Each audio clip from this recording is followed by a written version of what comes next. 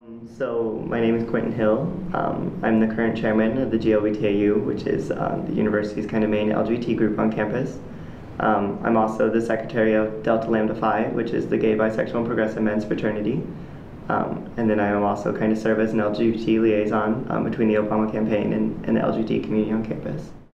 When I got on campus, I knew that this was a whole new opportunity for me to get involved in lots of different movements.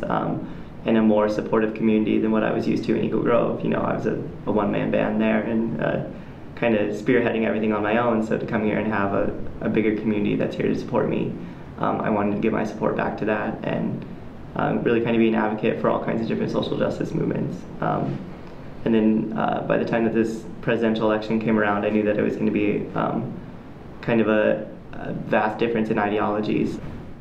You know, I think President Obama has done a lot for this community. He kept his campaign promises when it came to repealing Don't Ask, Don't Tell. Finally, the policy is gone.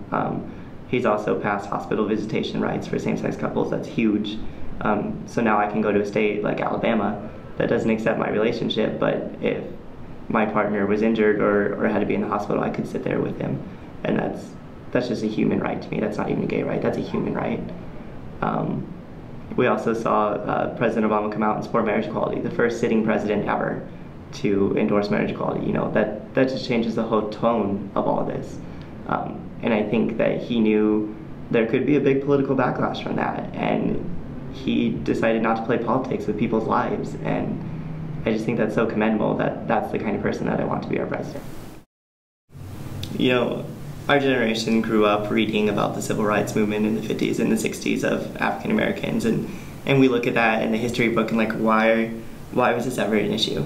Like, and we sit here and we look at the pictures of people protesting civil rights, and we think that's just the dumbest thing ever, and why would you ever do that? And I think when we look at the terms of what's going on in other human rights movements, we seem to forget that. And we seem to forget that these movements are for the same things, the same protections, the same rights. And I think it's really important that we lay that foundation for generations after us to know, you know, this is something that America has done before. We've taken a group of people and we oppressed them. And is that the example that we want to be setting for future generations? Do we continually want to oppress different groups of people just because they're different than us?